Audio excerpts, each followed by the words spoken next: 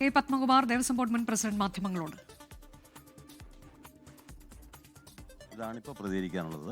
പിന്നെ ഇപ്പോൾ ഒരു കാര്യം കൂടെ പറയാം. ഇന്നലെ ഇപ്പോൾ കഴിഞ്ഞ ദിവസങ്ങളിൽ ഇന്നലെ വന്നിട്ടുണ്ട്, രാവിലെ മുതൽ വന്നുകൊണ്ടിരിക്കുന്നൊരു വാർത്ത. അത് മറ്റേ പമ്പയിൽ കൊണ്ടുപോയി അതിൻ്റെ സംഗതി കൊണ്ടുപോയാൽ ശരിയാക്കാം. അല്ലല്ല, അതൊക്കെ കഴിഞ്ഞല്ലോ. താഴികക്കുടം കൊണ്ടുപോയി. അന്നത്തെ പ്രസിഡന്റ് ഞാനായിരുന്നു എന്നുള്ള രൂപത്തിൽ ഒരു മാധ്യമത്തിനകത്ത് നിരന്തരം വാർത്ത വന്നുകൊണ്ടിരിക്കുക. അതിൻ്റെ ബന്ധപ്പെട്ടവരെ വിളിച്ച് പറഞ്ഞു, ഞാനല്ല അക്കാലത്ത്, അതെങ്കിലും ഒന്ന് നോക്കണം. ആചാരാനുഷ്ഠാനങ്ങളൊക്കെ സംരക്ഷിക്കാൻ വേണ്ടി വളരെ വാശിയോടുകൂടി പ്രവർത്തിക്കുന്ന ഒരു മാധ്യമമാണ്. അവർ കൊടുക്കുന്നത് അതിൻ്റെ പടമല്ല. അവിടെ വാതിലത്തെ ആ മണിയുടെയൊക്കെ പടം കൊടുത്തുകൊണ്ടാണ് എന്നെ ആക്രമിക്കുന്നതിന് എനിക്ക് സന്തോഷമേ ഉള്ളൂ. കാരണം ഞാൻ കുറേ കാലമായി പൊതുപ്രവർത്തനം നടത്തുന്ന ആളാണ്. ആ ആക്രമണമൊക്കെ ഒരുപാട് നേരിട്ടതുമാണ്. പക്ഷേ ഈ യഥാർത്ഥ കാര്യങ്ങളെ വിട്ട് മറ്റ് കാര്യങ്ങളിലേക്ക് പോകുന്നതാണ് ഇതിനകത്തെ പ്രധാനപ്പെട്ട പ്രശ്നം എന്നെനിക്ക് തോന്നുന്നു. ഈ പറഞ്ഞ കേസിനകത്ത് അന്നത്തെ ഭരണസമിതി ഉൾപ്പെട്ടിട്ടുണ്ടെങ്കിൽ തീർച്ചയായിട്ടും നിയമപരമായി അക്കാര്യത്തെ നേരിടും. ഞങ്ങളുടെ ഭാഗത്തൊരു തെറ്റും ഉണ്ടായിട്ടില്ല. ചേട്ടാ, ഒരു കാര്യം ചോദിച്ചോട്ടെ. തുടക്കം മുതൽ ഭരണസമിതിക്കെതിരെ നിലവിൽ എഫ്ഐആറിൽ പേരുണ്ടോ? ഏതാ പാളികൾ എന്നുള്ള ഒരു പരാമർശം ദേവസ്വം ബോർഡിന്റെ തീരുമാനത്തിൽ തന്നെ വന്നതായിട്ട് രേഖകൾ പുറത്തു വന്നു. ദേവസ്വം ബോർഡിൻ്റെ തീരുമാനത്തിൽ അങ്ങനൊരു ഇത് കാണില്ല.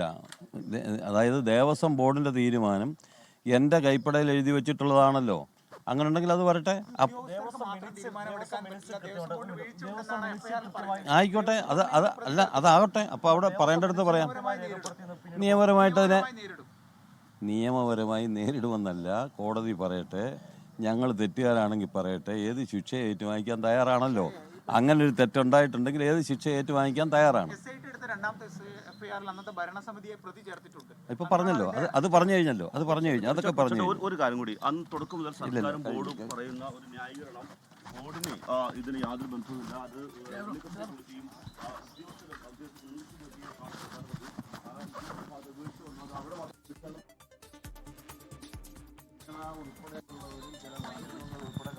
സംബന്ധിച്ച് ഇപ്പൊ വെളിയിൽ വന്നിട്ടുണ്ടല്ലോ. ബാക്കിയോട് അന്വേഷിച്ച് തീരുമാനിക്കട്ടെ, അപ്പം മനസ്സിലാവും എന്താ സംഗതി എന്നുള്ളത്. പക്ഷേ ഈ ഉദ്യോഗസ്ഥർ മാത്രം ബോർഡ് മാറുകയോ, കാരണം ഈ തിരുവനന്തപുരം കമ്മീഷണർ, സെക്രട്ടറി, AO എന്നെല്ലാം പറയുന്നത് ബോർഡിന്റെ ഭാഗം കൂടിയാണ്. ബോർഡിന്റെ തീരുമാനം നടപ്പാക്കുന്ന ബോർഡ് തന്നെയാണ് എല്ലാ കുറ്റവും. ബോർഡ് തന്നെയാണ് ഇതെല്ലാം കൂടെ ഇളക്കിക്കൊണ്ട് പോയത്. ബോർഡ് തന്നെയാണ് ഇതുകൊണ്ട് വിറ്റതെന്ന് പറഞ്ഞാൽ തീർന്നോ സംഗതി? ബോർഡിനുള്ള ഉത്തരവാദിത്വം ബോർഡിനുണ്ട്, നിയമപരമായ ഉത്തരവാദിത്വം ബോർഡിനുണ്ട്, ഉദ്യോഗസ്ഥർക്കുള്ള ഉത്തരവാദിത്വം അവർക്കുണ്ട്. ബോർഡ് നയപരമായ തീരുമാനം എടുത്തുകൊടുത്താൽ നിയമപരമായ ബാധ്യതകൾ നിറവേറ്റി അക്കാര്യങ്ങൾ പൂർത്തീകരിക്കേണ്ടത് ഉദ്യോഗസ്ഥരുടെ ചുമതലയാണ്.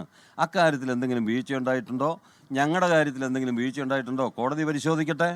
എല്ലാ കാര്യങ്ങളും പരിശോധിച്ച് നിങ്ങൾ തന്നെ അങ്ങ് തീരുമാനിക്കണ്ട, കോടതി തീരുമാനിക്കട്ടെ. കോടതി ഉണ്ടല്ലോ നാട്ടിൽ, അത് കഴിയട്ടെ. എനിക്ക് അറിഞ്ഞൂടാ. അതെങ്ങനെ പറ്റും?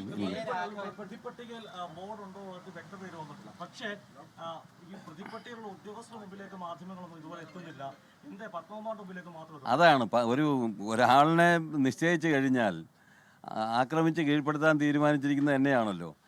എനിക്ക് യാതൊരു ധൈര്യക്കുറവുമില്ല.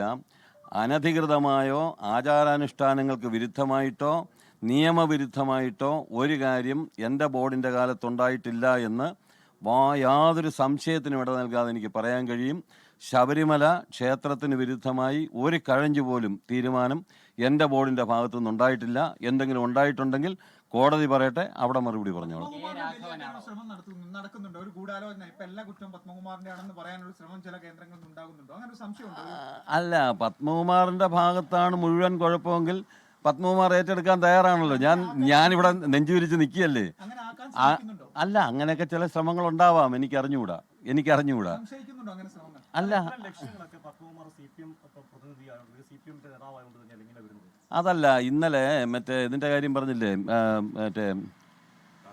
താഴികക്കുടത്തിന്റെ കാര്യം പറഞ്ഞപ്പോൾ തന്നെ അന്ന് 2017 ജൂൺ മാസത്തിൽ പ്രയാർ ഗോപാലകൃഷ്ണനാണ് എന്ന് വ്യക്തമായി അറിയാവുന്ന ജനൻ TV-ക്കകത്ത് പത്മകുമാറാണ് എന്ന് പ്രചരിപ്പിച്ചുകൊണ്ടിരിക്കുകയാണ്.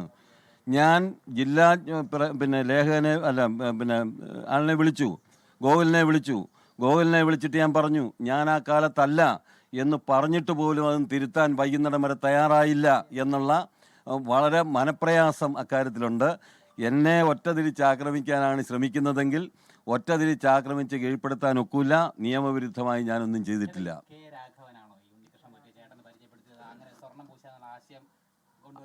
അല്ല, ഉണ്ണികൃഷ്ണൻ പോറ്റിയുടെ കാര്യത്തിൽ എനിക്ക് ഇപ്പോൾ പറഞ്ഞല്ലോ, ഞാൻ ഉണ്ണികൃഷ്ണൻ പോറ്റിക്ക് ഒരു ഫേവറും ചെയ്തിട്ടില്ല. അയാൾ 2007 ആലപ്പുഴക്കാരനൊരു തിരുമേനിയുടെ ആളായിട്ടാണല്ലോ 2007 ശബരിമല വന്നതായിട്ട് മനസ്സിലാക്കുന്നത്. അച്യുതൻ തിരുമേനിയോ എന്തോ പറഞ്ഞിട്ട് ഒരാളുടെ ആളായിട്ടാണ് വരുന്നത്. അതിനു മുമ്പ് ഉണ്ണികൃഷ്ണൻ പോറ്റി എവിടെയായിരുന്നു എന്ന് നിങ്ങൾ അന്വേഷിച്ചിട്ടുണ്ടോ? ഉണ്ടോ? എങ്ങനെ? അതിനു മുമ്പ് എവിടെയായിരുന്നു? അത് 2007 ഉണ്ണികൃഷ്ണൻ പോറ്റി. ഞാൻ ഇങ്ങനെ ഇതിപ്പോൾ ബഹുമാനപ്പെട്ട കോടതിയായിട്ട് ബന്ധപ്പെട്ട് അങ്ങനെ വല്ല FIR-നകത്ത് വരികയാണെങ്കിൽ അവിടെ പറയാനിരിക്കുന്ന കാര്യങ്ങളാണെങ്കിലും 2007 ഇയാൾ ശബരിമലയ്ക്ക് വരുന്നത്. ശബരിമലയിലെ എന്താ പറഞ്ഞേ, കേശാന്തിയുടെ സഹായിയായിട്ടാണ് വരുന്നത്. ഇദ്ദേഹം ശബരിമല വരുന്ന 2007 മുമ്പ് എവിടെയായിരുന്നു? അതെങ്കിലും ഒന്ന് കൊടുക്കണം സത്യസന്ധമായിട്ട്. ജലഹള്ളി അയ്യപ്പ ക്ഷേത്രത്തിലായിരുന്നു. ആ ജലഹള്ളി അയ്യപ്പ ക്ഷേത്രത്തിൽ നിന്നാണ് ഇയാൾ ശബരിമല കീശാന്തിയുടെ സഹായിയായിട്ട് വരുന്നത്. അവിടെ തന്ത്രമാർക്കായിരുന്നു ജലഹള്ളി അയ്യപ്പ ക്ഷേത്രത്തിൽ. നിങ്ങളുടെ പങ്കല്ലല്ലോ എൻ്റെ പങ്ക്, നിങ്ങളുടെ പങ്കല്ല എൻ്റെ പങ്ക്. അതിനകത്ത് ശബരിമലയിൽ ഉണ്ണികൃഷ്ണൻ പോറ്റി വരുന്നത് 2007 ആലപ്പുഴക്കാരനൊരു കീശാന്തിയുടെ സഹായിയായിട്ടാണ് വരുന്നത്. അതിനു മുമ്പ് അദ്ദേഹം ജലഹള്ളി അയ്യപ്പ ക്ഷേത്രത്തിലെ ശാന്തിക്കാരനായിരുന്നു. ആ കാര്യങ്ങളൊക്കെ ഒന്ന് അന്വേഷിച്ച് അവിടെ കൂടെ പോയി അന്വേഷിച്ചിട്ട് പിന്നെ എന്തൊക്കെ വന്നാൽ ഞാൻ പറയാം. അല്ല, അതെ, അതാണ് അവിടെ അന്ന് ആരായിരുന്നു തന്ത്രി എന്നുള്ളത് അന്വേഷിക്കണം. ആരൊക്കെ തമ്മിലാണ് നേരത്തെ പരിചയം ഉണ്ടായിരുന്നത് എന്നുള്ളത് അന്വേഷിക്കണം. ഈ കാര്യങ്ങളൊക്കെ വരട്ടെ. അപ്പോൾ വെളിയിൽ വരുമ്പോൾ ഇതൊക്കെ തന്നെ ഓരോ പ്രശ്നങ്ങളുണ്ടാകുമ്പോൾ പത്മകുമാറാണ് മുഴുവൻ. മാധ്യമങ്ങൾ ആ നിലയ്ക്ക് ശക്തമായി ശ്രമിക്കുന്നുണ്ടെന്ന് എനിക്കറിയാം. മാധ്യമങ്ങൾ പത്മകുമാറിലേക്ക് കേന്ദ്രീകരിക്കാൻ ശ്രമിക്കുന്നുണ്ട്. അതെന്താ എനിക്ക് മനസ്സിലാവുന്നില്ല. രുദ്രാക്ഷമാലയുടെയും രോഗദണ്ഡിന്റെ കാര്യത്തിൽ അവിടെ വെച്ച് പണിത ആള് പറയുന്നു, അവിടെ വെച്ചാണ് പറയുന്നത്. പക്ഷെ ആ കാര്യങ്ങൾ വാർത്തയാകുന്നില്ല. സ്വാഭാവികമായിട്ട് എല്ലാ വിഷയങ്ങളും എല്ലാം സത്യസന്ധമായിട്ടുള്ള മാധ്യമ പ്രവർത്തനമാണെങ്കിൽ അതൊക്കെ വരണമല്ലോ. അതിപ്പോൾ എൻ്റെ മകനെ കരാർ ഏൽപ്പിച്ചു. അവൻ കരാറ് പണിക്കാരനല്ല. അവിടെ വെച്ച് അത് ചെയ്യാൻ വേണ്ടി തീരുമാനിച്ചു. അത് വൃത്തിയാക്കി കൊടുക്കുക എന്നുള്ളത് മാത്രമേ ഉള്ളൂ. അത് ചെയ്ത ആൾ കോഴഞ്ചേരി തന്നെ ഉണ്ട്. അവരെ അന്വേഷിച്ച് കണ്ടെത്താൻ വേണ്ടി തീരുമാനിച്ചു. അവിടെ പറഞ്ഞു കഴിഞ്ഞപ്പോൾ അയാൾ പറഞ്ഞു ഒരു പൈസ പോലും വാങ്ങിക്കാതെ അവിടെ വെച്ച് തന്നെയാണ്, ശബരിമല വെച്ച് തന്നെയാണ് ചെയ്തതെന്ന് പറഞ്ഞു. അപ്പോൾ സ്വർണ്ണദണ്ട് കൊണ്ടുപോയി എന്നാണ് പറഞ്ഞത്. അപ്പോൾ വേറെ ആൾ, അപ്പം ഞാൻ പറഞ്ഞത് തടി ഉപയോഗിച്ചിട്ടാണ് നിർമ്മിച്ചിരിക്കുന്നതെന്ന് പറഞ്ഞപ്പോൾ ഒരു മാധ്യമം പറഞ്ഞു അതിനെ അത്ര ലാഘവത്തോടു കൂടിയിട്ടാണ് പത്മകുമാർ കണ്ടിരിക്കുന്നതെന്നൊക്കെ പറഞ്ഞിട്ടാണ് വാർത്ത. അപ്പോൾ അതുകൊണ്ട് നല്ലതുപോലെ ഒറ്റതിരിച്ച് ആക്രമിക്കുക. ഈ ആക്രമണം കൊണ്ട് ദുർബലപ്പെടുമെന്നാരും ധരിക്കേണ്ട, ശക്തിപ്പെടൽ മാത്രമേ ഉണ്ടാകുള്ളൂ. ഞാനൊരു കാര്യം കൂടെ പറയാം. കഴിഞ്ഞ ദിവസം ആദ്യം ഈ പ്രശ്നം വന്നപ്പോൾ ഉണ്ടായിരുന്ന എൻ്റെ ഒരു മാനസികാവസ്ഥ, എൻ്റെ മുഖഭാവവും അല്ലല്ലോ നിങ്ങളെന്നും കാണുന്നവരാണല്ലോ കഴിഞ്ഞ ദിവസം കണ്ടത്. അതിനേക്കാൾ ശക്തമല്ലേ ഇന്ന്. അപ്പോൾ അതുകൊണ്ട് നിങ്ങളുടെ ഈ ആക്രമണം, മാധ്യമങ്ങൾ എന്നെ ഒറ്റതിരിച്ച് ആക്രമിക്കുന്നത് എന്നെ ശക്തിപ്പെടുത്താൻ മാത്രമേ ഉപകരിക്കൂ എന്നുള്ളത് നിങ്ങൾ മനസ്സിലാക്കണം. ബോർഡ് ഒരു തീരുമാനം എടുക്കുന്നു, അതേപടി നടപ്പാക്കുന്നുണ്ട് ഉദ്യോഗസ്ഥർ എന്ന് ആവർത്തിച്ചുറപ്പാക്കാനുള്ള ബാധ്യത കൂടി ഭരണസമിതിക്കില്ലേ, അല്ലെങ്കിൽ ദേവസ്വം ബോർഡില്ലേ? നോക്കട്ടെ എവിടൊക്കെയാണ് പെശക് പറ്റിയിട്ടുള്ളതെന്ന് നോക്കിയിട്ട് നമുക്ക് നോക്കാം. എവിടൊക്കെയാണ് പെശക് പറ്റിയിട്ടുള്ളതെന്ന് നോക്കട്ടെ, എന്നിട്ട് പറയാം. എന്തുകൊണ്ടാണ് ഈ കട്ടിളപ്പടി ചെമ്പ് എന്ന് രേഖപ്പെടുത്തിയിരുന്നത്? എവിടെ രേഖപ്പെടുത്തി? അത് അവരോട് ചോദിക്കണം, ഉദ്യോഗസ്ഥരോട് ചോദിക്കണം, ഞാനല്ല. ഈ ഉദ്യോഗസ്ഥ കൂടാലേക്ക് ഇപ്പൊ പത്മകുമാറിനെ ഇരയാക്കാൻ നോക്കുകയാണോ അന്നത്തെ ചില ആളുകൾ ചെയ്ത കാര്യത്തിന്? ഇപ്പൊ കാരണം ഇപ്പോൾ ഇത് തുടങ്ങുന്ന 2025 പ്രശ്നത്തിലാണ്. ഈ നിലവിൽ ദേവസ്വം പ്രസിഡന്റിന് ഇപ്പോൾ പ്രശ്നമില്ല. പക്ഷേ ഇതെല്ലാം കറങ്ങി തിരിഞ്ഞ അവസാനം 2019 മാത്രമാണ് പ്രശ്നം നടന്നതെന്നാണ് ഇപ്പോൾ പറയുന്നത്. എല്ലാം 19 FIR-കളൊക്കെ ഇപ്പോൾ വന്നിരിക്കുന്നത്. ഒരു കാര്യം ഞാൻ പറയാൻ ആഗ്രഹിക്കുകയാണ്. ഇനി ശബരിമലയായിട്ട് ബന്ധപ്പെട്ട് ശബരിമല ക്ഷേത്രം 1950 അതിനു മുമ്പും അവിടെ ഉണ്ടായ സംഭവം ഉൾപ്പെടെ അതെല്ലാം 2019 ദേവസ്വം ബോർഡിൻ്റെ കാലഘട്ടത്തിലാണെന്ന് പറഞ്ഞാൽ അതിൻ്റെ ഉൾപ്പെടെ മറുപടി പറയാൻ ഞാൻ തയ്യാറാണെന്നേ. അപ്പോൾ പിന്നെ കുഴപ്പമില്ലല്ലോ, ഇതെല്ലാം കൂടെ പത്മകുമാറിൻ്റെ നെഞ്ചത്തോട്ടിരിക്കട്ടെന്നേ. ഇത് ശബരിമല ഉണ്ടായിട്ടുള്ള മുഴുവൻ കാര്യങ്ങളുടെ ഉത്തരവാദിത്തം 2019 ഭരണസമിതിക്കാണോ? ഈ അവതാരങ്ങളെ മുഴുവൻ അവിടെ കൊണ്ടുവന്നത് 2019 ഭരണസമിതിയാണോ? അല്ലല്ലോ. ഞാൻ അതുകൊണ്ടാണ് പറഞ്ഞത്, ഈ ഉണ്ണികൃഷ്ണൻ പോറ്റി 2007 ശബരിമല വന്ന ആളാണ്. 2007 മുതൽ അവിടെ ഉള്ള ആളാണ്. അതെങ്ങനെയാണ് 2017-19 നിന്ന ഭരണസമിതി മാത്രം അതിന് മറുപടി പറയേണ്ട സാഹചര്യം വരിക? നമ്മളെക്കാളൊക്കെ വേറെ ബന്ധങ്ങളുള്ളവരുണ്ടല്ലോ അവിടെ, അവരൊക്കെ മറുപടി പറയേണ്ടി വരും. ഇന്നല്ലെങ്കിൽ നാളെ ഇതിനകത്ത് സത്യം തെളിയും. ആ സത്യം തെളിയുമ്പം മറുപടി പറയേണ്ടവരെല്ലാം പറയേണ്ടി വരും എന്നുള്ള കാര്യത്തിൽ ഒരു സംശയം എനിക്കില്ല. ചേട്ടാ, ഒരു കാര്യം കൂടി ചോദിച്ചോട്ടെ. ഈ പ്രതിപക്ഷ നേതാവും രമേശ് ചെന്നിത്തലയും പറയുന്ന ഒരു കാര്യം, ഈ രുദ്രാക്ഷമാലയും യോഗദണ്ഡും അന്ന് ഈ സ്വർണ്ണഭൂഷണെ കൊടുക്കുമ്പോഴേ അത് ദേവസ്വം പ്രസിഡന്റിന്റെ കുടുംബത്തിന് തന്നെ കൊടുക്കുന്നത് ഒരു ഔചിത്യത്തിന്റെ പ്രശ്നമില്ലെന്ന് ചോദിക്കുന്നുണ്ട്. അത് യാതൊരു നടപടികളില്ലേ, ഒരു ഔചിത്യത്തിന്റെ പ്രശ്നമില്ലെന്ന് ചോദിക്കുന്നുണ്ട്. പ്രതിപക്ഷ നേതാവിൻ്റെ ചോദ്യങ്ങൾക്കൊക്കെ ഇനിയിപ്പോൾ ഞാൻ മറുപടി പറയാൻ പോണോ? ഇതിൻ്റെയൊക്കെ ആദ്യം തുടക്കം അവിടെ നിന്നാണെന്നുള്ളത് ഇപ്പോൾ തെളിഞ്ഞില്ലേ? പീഠത്തിൻ്റെ കാര്യം വന്നപ്പോൾ ആരാ ഗൂഢാലോചന നടത്തിയെന്ന് ഇപ്പോൾ വന്നില്ലേ? അപ്പം അതുകൊണ്ട് പ്രതിപക്ഷ നേതാവ് ഉന്നയിച്ച പ്രശ്നത്തിന് ഞാൻ മറുപടി പറയുന്നില്ല. പക്ഷേ രമേശ് ചെന്നിത്തലയെ പോലുള്ള ബഹുമാന്യരായിട്ടുള്ള ആൾക്കാർ പറഞ്ഞിട്ടുള്ളത് ഇതിൻ്റെ ഔചിത്യത്തിൻ്റെ പ്രശ്നമല്ല. ഇത് ഈ പറഞ്ഞതുപോലെ സ്വർണം പൂശുക എന്ന് പറയുന്നത് അത് സ്വർണം പൂശാൻ പറ്റുന്ന സാധനമല്ല. അത് വെറുതെ പ്രചരിപ്പിച്ച് കഴിഞ്ഞാൽ എന്ത് ചെയ്യും? അത് ആദ്യം പറഞ്ഞു അത് സ്വർണ്ണദണ്ഡാണെന്ന് പറഞ്ഞു, അത് അവിടെ നിന്ന് വീട്ടിൽ കൊണ്ടുവന്നെന്ന് പറഞ്ഞു. ബഹുമാനപ്പെട്ട ഒരു മാന്യദ്ദേഹം എൻ്റെ വീട്ടിൽ വന്നപ്പോൾ സ്വർണ്ണദണ്ഡ് ഞാൻ വീട്ടിനകത്തിരിക്കുന്നത് കാണിച്ചു കൊടുത്തു എന്ന് വരെ പ്രസംഗിക്കുന്ന അവസ്ഥയുണ്ടായി. അപ്പോൾ അതുകൊണ്ട് ആ വക കാര്യങ്ങളെപ്പറ്റി ഒന്നും ഇപ്പോൾ മറുപടി പറയുന്നില്ല.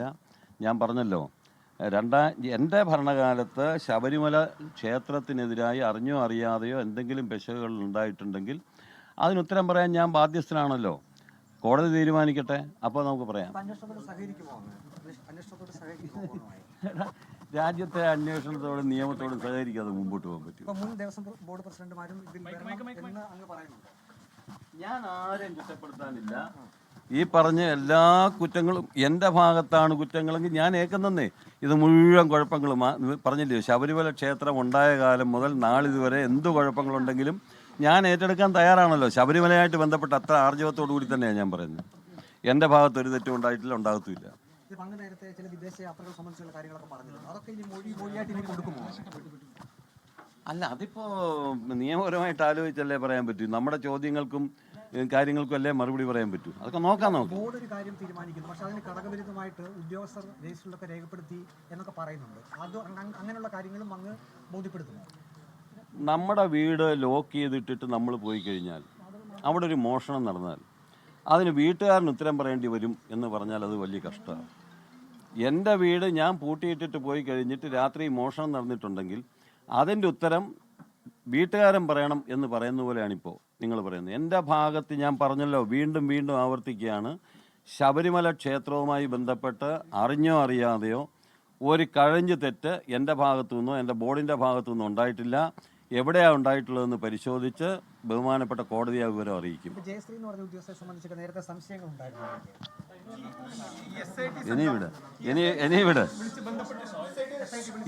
എന്നെ ഇതുവരെ അത് പറഞ്ഞേക്കാം, മാധ്യമങ്ങളല്ലാതെ ഇതുപോലുള്ള ഒരു കാര്യവും എന്നോട് ഇതുവരെ ആരും പറഞ്ഞിട്ടില്ല, എന്നോട് ചോദിച്ചിട്ടുമില്ല. എനിക്കൊരു അറിയിപ്പും വന്നിട്ടില്ല. നിങ്ങൾ കോടതി കൊടുക്കുന്നത് നിങ്ങളാണ്, കുറ്റം ചാർത്തുന്നത് മാധ്യമങ്ങളാണ്, പ്രതിസ്ഥാനത്താക്കുന്നത് നിങ്ങളാണ്. ഇതെല്ലാം മാധ്യമങ്ങൾ തന്നെയാണ് എന്നോട് പറഞ്ഞുകൊണ്ടിരിക്കുന്നത്. ദിവസവും രാവിലെ നിങ്ങളെ കണി കണ്ടുകൊണ്ടാണ് എൻ്റെ ജീവിതം ആരംഭിക്കുന്നത്. അതിൻ്റേതായ ഗുണവും ദോഷവും ഒക്കെ ഞാൻ അനുഭവിച്ചുകൊണ്ടിരിക്കുകയാണ്. ശബരിമലയിലെ സ്വർണ്ണക്കൊള്ളയുമായി ബന്ധപ്പെട്ട് 2ാം FIR-ൽ പ്രതി ചേർത്തിട്ടുണ്ട് എന്നതിനോട് ഉള്ള പ്രതികരണമാണ് ഇപ്പോൾ പത്മകുമാറിന്റെ പ്രതികരണമാണ് കണ്ടത്. FIR-നെ കുറിച്ച് തനിക്ക് അറിയില്ല, വ്യവസ്ഥാപിതമായല്ലാതെ ഒരു കാര്യവും താൻ ചെയ്തിട്ടില്ല, ഒരു ഗൂഢാലോചനയും താൻ നടത്തിയിട്ടില്ല, ഒരു തെറ്റും ചെയ്തിട്ടില്ല എന്നതിൽ ഉറച്ചു നിൽക്കുകയാണ്. ബാക്കി കോടതി പരിശോധിക്കട്ടെ, വീഴ്ചയുണ്ടായോ എന്നത് കോടതിയാണ് പരിശോധിക്കേണ്ടത് എന്നുള്ളതാണ്. ഏത് അന്വേഷണവുമായും സഹകരിക്കും, മറ്റാരും ഔദ്യോഗികമായി ഇത്തരം കാര്യങ്ങളെക്കുറിച്ച് തന്നോട് ഇതുവരെ സംസാരിച്ചിട്ടില്ല എന്നുകൂടി പത്മകുമാർ. ലോകത്തെവിടെയായാലും ഏത് സമയത്തും 24 വാർത്തകളും ഓഗ്മെന്റഡ് റിയാലിറ്റി പാക്കേജുകളും എക്സ്പ്ലെയിനറുകളും വിശദമായി കാണാൻ ഞങ്ങളുടെ യൂട്യൂബ് ചാനൽ നിങ്ങൾക്ക് സബ്സ്ക്രൈബ് ചെയ്യാം.